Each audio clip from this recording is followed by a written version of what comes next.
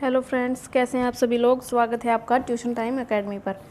पिछली वीडियो में हमने 6th क्लास साइंस का 14 चैप्टर कंप्लीट कर लिया। आज हम उसका 15 चैप्टर पढ़ने वाले हैं, जिसका नाम है एयर अराउंड अस, वायु हमारे आसपास। तो चलिए फ्रेंड्स, शुरू करते हैं lesson. We have learned in chapter 9 that all living thing require air, but have you ever seen air. हमने चैप्टर 9 था जो उसमें पढ़ा था कि जितने भी सजीव हैं सबको जीवित रहने के लिए एयर की ज़रूरत है, वायु की ज़रूरत होती है। परंतु क्या आपने कभी वायु को देखा है? You might not have seen air, आपने ज़रूर कभी भी हवा को नहीं देखा होगा। But surely you must have felt it's presence in so many ways, परंतु पक्का आपने इसकी जो उपस्थिति है उसको महसूस किया होगा अपने चारों तरफ कई तरीकों से। You notice it when the leaves of the trees rustle or the clothes hanging on a cloth line sway। आपने ज़रूर देखा होगा कि कभी किसी पेड़ की पत्तियां हिल रही हों, जो कपड़े किसी तार पर सूखे हुए हों, टंगे हुए हों, वो हवा में इधर उधर हिल रहे हों। Pages of an open book begin fluttering when the fan is switched on. किसी भी खुली हुई किताब के पन्ने जो हैं वो फड़फड़ाने लगते हैं जब कोई फैन ऑन किया जाता है। The moving air makes it possible for you to fly your kite. जो चलती हुई हवा है उसमें जो आपका पतंग अच्छे से उड़ रहा होगा, ये भी आपने देखा होगा। Do you remember activity 3 in chapter 5 in which you separated the sand and sawdust by winnowing. आपने जो चैप्टर 5 था उसकी एक्टिविटी 3 में देखा होगा, याद होगा आपको कि हवा से ही आपने जो मिट्टी, जो भूसा मिला हुआ था अनाज के अंदर, जो मिट्टी थी उसको आपने अलग किया था। Winnowing is more effective in moving air. जो विनोविंग की जो प्रक्रिया है वो जो ये चलती हुई हवा में बहुत ही अच्छा असर दिखाती है, मतलब हवा में ही विनोविंग की प्रक्रिया को किया जाता है। You may have noticed that during storm the wind blows at a very high speed। आपने यह भी नोट किया होगा कि जब कोई तूफान आता है तो हवा है जो वो बहुत तेज़ स्पीड से, तेज़ गति से चलती हैं। It may even uproot trees and blow off the rooftops। जो तूफान आता है उसमें क्या होता है, पेड़ भी जड़ के साथ उखड़ जाते हैं और जो कई छतें हैं वो भी उड़ जाती हैं घरों की। Have you ever played with a फिरकी। क्या आपने कभी फिरकी के साथ कोई गेम खेला है? मूव इट ए लिटल, उसको थोड़ा सा मूव कराइए आगे की तरफ, बैक एंड फोर्थ, आगे और पीछे। ऑब्जर्व व्हाट हैपन्स, और फिर नोटिस करिए कि क्या होता है। डज द फिरकी रोटेट, क्या वो फिरकी वो घूमती है। व्हाट मेक ए फिरकी रोटेट, फिरकी को मूव किसने कराया, किस चीज़ के कारण फिरकी मूव करती है। मूविंग एयर इजंट इट, चलती हुई हवा, क्या ये ऐसा नहीं है। Have you seen a weather cock, क्या आपने कभी वेदर कोक देखा है। It shows the direction in which the air is moving at that place. जो ये मुर्गा सा होता है, मुर्गा ही होता है, उसको आपने देखा होगा कि जिस तरफ की हवा चलती है वो उसी तरफ डायरेक्शन दिखाता है, उसी तरफ की दिशा की तरफ इशारा करता है।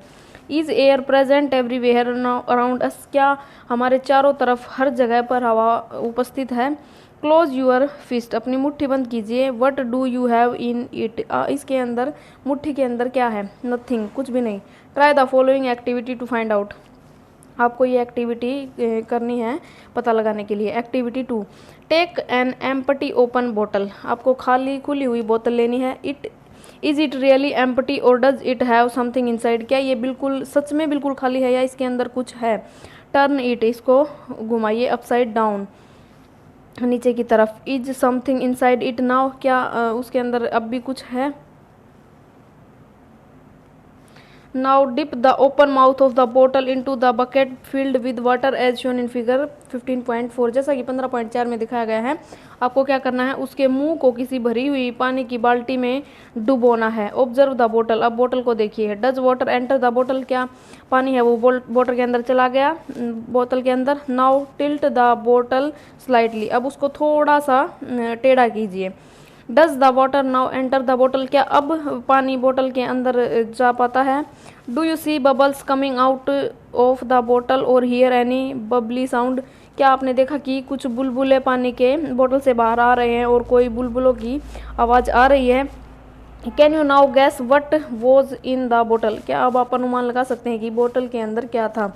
Yes you are right.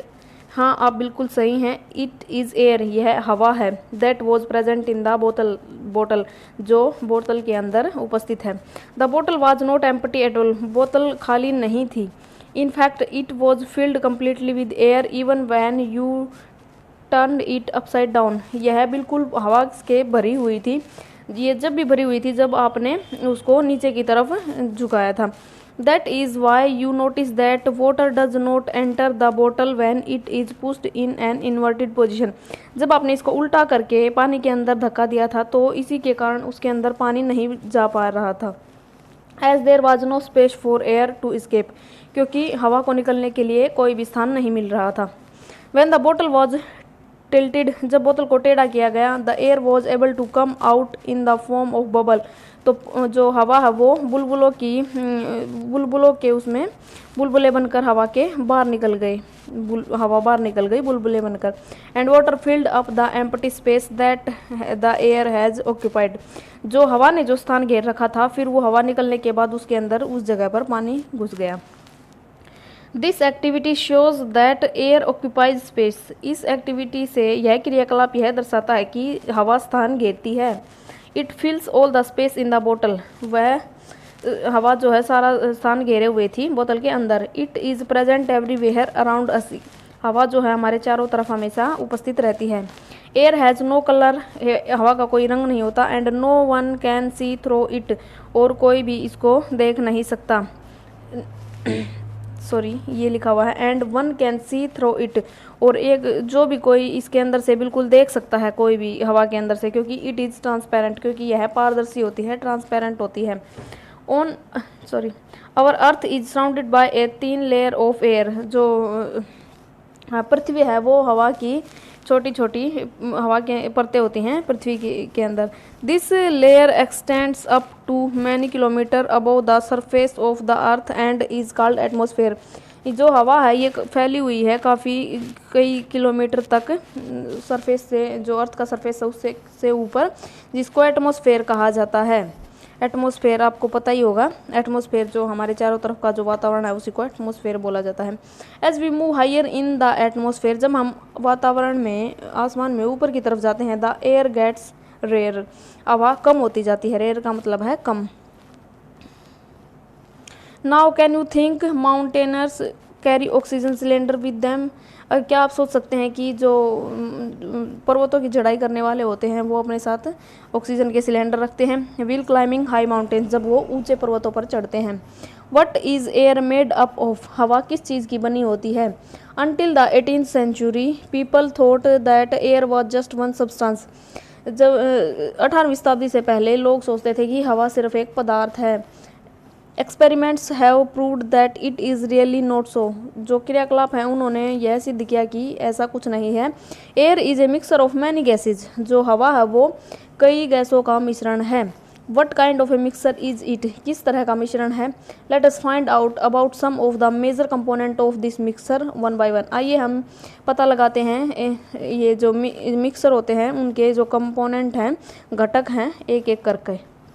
Water vapour, सबसे पहले जलवाष्प।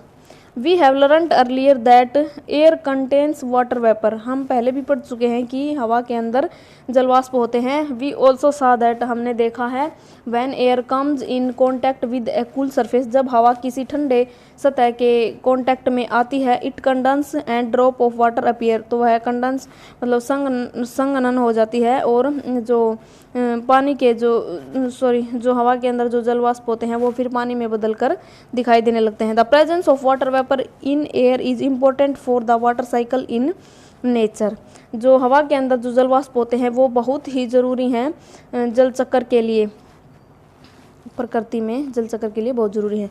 Oxygen, in the presence of your teacher fix 2 small candle of the same length, अपने अध्यापक की उपस्थिति में आपको क्या करना है, 2 कैंडल लेने हैं और उनको रखना है ऑन टेबल, टेबल के ऊपर। लाइट बोथ द कैंडल्स, दोनों मोमबत्तियों को जलाइए। Cover on one of the candle with an inverted glass tumbler, एक ग्लास टम्बलर लेना है और उल्टा करके एक मोमबत्ती के ऊपर रख देना है।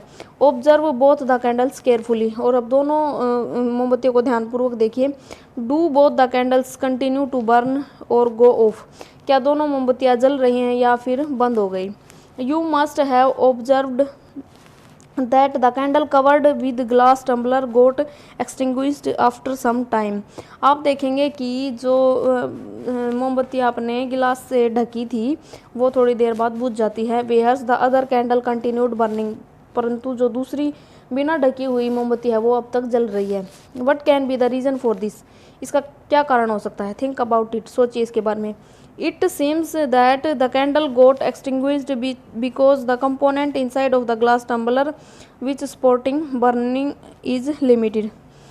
It seems that the candle got extinguished, यह लगता है कि जो बुझी है वो जो मोमबत्ती उसका कारण है because the component inside of the glass tumbler, जो घटक था गिलास के अंदर which support burning, जो जलने में सहायक था, जो मोमबत्ती को जलने में सहायता प्रदान कर रहा था, इज लिमिटेड, मतलब वो ख़त्म हो गया है। Most of the component is used up by the burning candle, जो घटक था वो लगभग सारा जलती हुई मोमबत्ती ने यूज कर लिया था।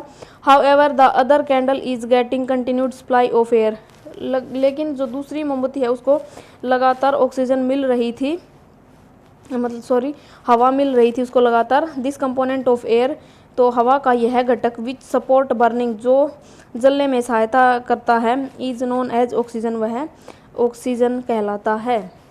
Nitrogen. In activity 3 did you observe that air is still present in glass बोतल इवन आफ्टर, जो क्रियाकलाप 3 था उसमें आपने देखा था कि जो हवा है वो बोतल के अंदर प्रेजेंट थी, उपस्थित थी, जब भी द कैंडल ब्लो आउट, क्या है ये। Activity in activity 3 did you observe that air is still present in the glass बोतल even after the candle blew out, क्या आपने यह देखा कि जो मोमबत्ती है वो बुझने के बाद भी उसके अंदर हवा प्रेजेंट थी। This indicate the presence of some component in the air, यह इंडिकेट करता है, दर्शाता है कि हवा के अंदर कोई ऐसा कंपोनेंट है, ऐसा घटक है विच डज नॉट सपोर्ट बर्निंग, जो हवा जो जलने में बिल्कुल भी सहायक नहीं है। The major part of air which does not support burning candle, जो लगभग जो वो हिस्सा हवा का वो हिस्सा जो जलने में सहायता प्रदान नहीं करता, इज नाइट्रोजन, वो नाइट्रोजन है। Carbon dioxide. In a closed room, एक बंद कमरे में, if there is some material that is burning, ये अगर वहाँ पर कोई ऐसा पदार्थ है जो जल रहा है, you may have felt suffocation, तो आपको वहाँ पर घुटन महसूस होगी। सफोकेशन होता है घुटन। This is due to excess of carbon dioxide that may be accumulating in the room, वो है उसका कारण है कि जो कार्बन डाइऑक्साइड है वो कमरे में ज़्यादा हो रही है। एज द बर्निंग कंटिन्यूज, अगर वो वस्तु लगातार जल रही है तो। Carbon dioxide makes up A small component of the air around us, carbon dioxide हमारे चारों तरफ एक हवा का एक छोटा सा घटक बना देती है। हमारे plants and animals consume oxygen for respiration and produce carbon dioxide, पौधे और प्राणी जो हैं वो ऑक्सीजन कंज्यूम करते हैं श्वसन के लिए, एंड प्रोड्यूस कार्बन डाइऑक्साइड, और कार्बन डाइऑक्साइड छोड़ते हैं।